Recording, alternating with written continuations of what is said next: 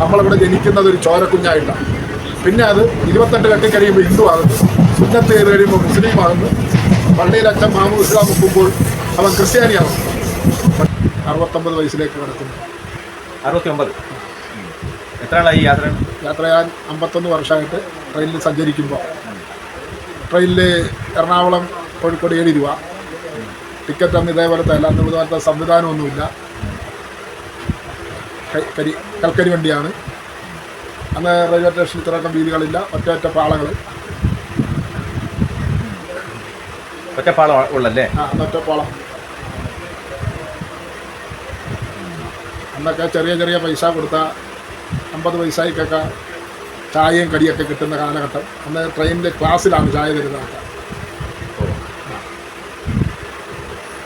ഇന്ന് നമ്മൾ വെള്ള ഡ്രസ്സൊക്കെ ഇട്ടിറങ്ങി നമ്മുടെ ഡ്രസ്സൊക്കെ കരി പിടിച്ച പോലെയായിരുന്നു. എന്താണിത്? ഈ കരിയുടെ പുക. അതായത് തീവണ്ടിയുടെ പുക. തീവണ്ടിയുടെ പുക. അന്നത്തെ തീവണ്ടിയല്ലേ? ഇലക്ട്രിക് വണ്ടിയല്ലേ? തീവണ്ടി. ആ കരി ഉണ്ടാവില്ലേ? അന്നൊക്കെ നല്ല സഹകരണം, നല്ല ഇതുള്ള കാലഘട്ടമാണ്. ഏത് വർഷത്തിലാണ് ജനിച്ചത്? കൃത്യമായിട്ട് ഓർക്കുന്നില്ല. 82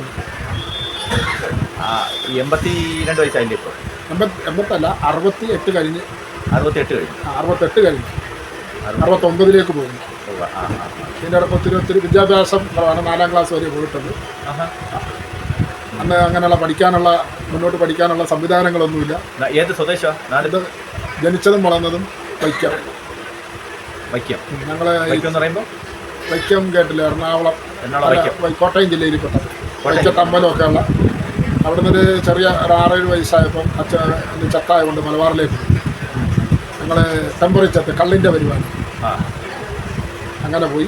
അതിനിടയ്ക്ക് ഒത്തിരി ബുദ്ധിമുട്ടുകളൊക്കെ അനുഭവിച്ചു. ആ കാലഘട്ടത്തിലൊക്കെയാണ് കക്കയത്ത് രാജനൊക്കെ ഉരുട്ടിക്കൊന്ന കാലഘട്ടം.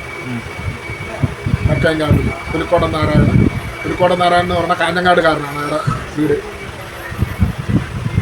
അങ്ങനെ അന്ന് ഒത്തിരി അനുഭവങ്ങളും ബുദ്ധിമുട്ടുകളും പട്ടിണികളൊക്കെ നമ്മൾ അനുഭവിച്ച. പിന്നെ മദ്യപിക്കുകയില്ല, വീട് വലിക്കുകയില്ല, അങ്ങനെയുള്ള ഇതൊക്കെ ഉണ്ട്. എല്ലാ പണികളും എടുത്തിട്ടുണ്ട്, കൂലിപ്പണികൾ. അന്ന് കൂലിപ്പണി എടുക്കുമ്പം യൂണിയനില്ല. ബസ് സ്റ്റാൻഡിലൊക്കെ ചുമടെടുക്കുമ്പോഴും റെയിൽവേയിലൊക്കെ ചോടെടുക്കും പണിയില്ല. അത് കഴിഞ്ഞ് പിന്നെ അന്ന് ഓട്ടോറിക്ഷ ബജാജ് കാർ പഠിക്കുന്നത് ലിവറിട്ടാണ് സ്റ്റാൻഡിങ്. ലിവറിട്ടാണ് വണ്ടി സ്റ്റാൻഡ് ചെയ്യണം. അംബാസഡർ കാറാണ് അന്ന് കൂടുതലും. പിന്നെ അത് കഴിഞ്ഞാൽ അന്നത്തെ മാരുതി ചെറിയ വണ്ടികളാണ്. എന്നിട്ട് മാരുതി ഉള്ളതെല്ലാം മിക്കവർക്കും ഡോക്ടർമാരൊക്കെ ഉണ്ട് അന്നത്തെ. ഒത്തിരി ബുദ്ധിമുട്ടുകളൊക്കെ അനുഭവിച്ചാണ്. പിന്നെ മമ്മൂട്ടിയൊക്കെ എൻ്റെ അച്ഛൻ്റെ നാട്ടുകാരനാണ്. എൻ്റെ അച്ഛൻ്റെ പെങ്ങളുമായിട്ട് പഠിച്ചാണ് ചെമ്പിലി.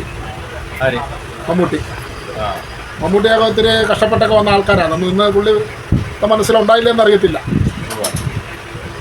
കഷ്ടപ്പാടായിരുന്നു. കഷ്ടപ്പാടിൻ്റെ ഇതിൽ വന്നതാണ്. പുള്ളി അലവൻസിനൊക്കെ പോകുമായിരുന്നു.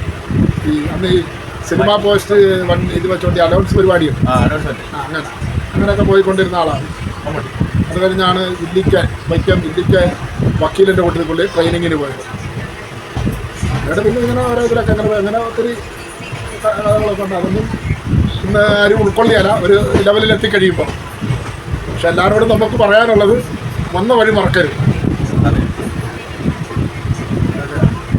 എല്ലാവരും ബുദ്ധിമുട്ടിന്ന് അനുഭവിച്ചവരാണ് കൂടുതലും. പക്ഷേ തന്തമാരനുഭവിച്ച ബുദ്ധിമുട്ടുകൾ മക്കളാരും അറിയുന്നില്ല. ഇന്ന് 5 പൈസ എന്താണെന്ന് ചോദിച്ചാൽ അവർ കൈമലത്തും.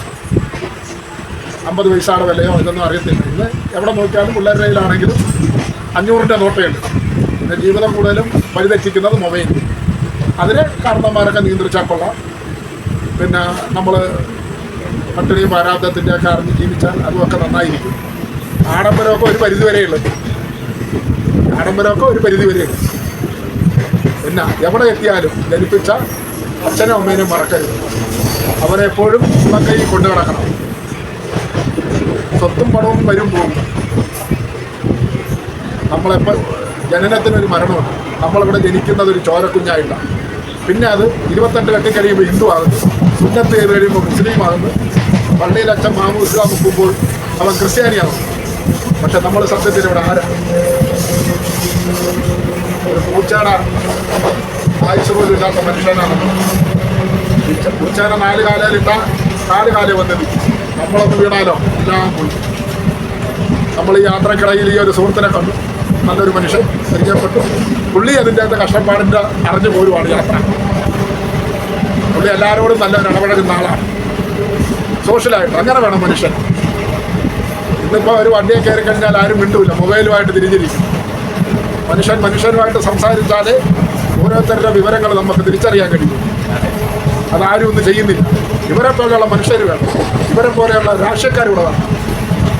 അല്ലാതെ കുഴിയിലൊക്കെ കാലം നീട്ടിയിരിക്കുന്നവരൊന്നും വന്നിട്ട് ഒരു കാര്യമില്ല. സത്യം എന്നും സത്യം തന്നെ, അത് മരിക്കുന്നില്ല.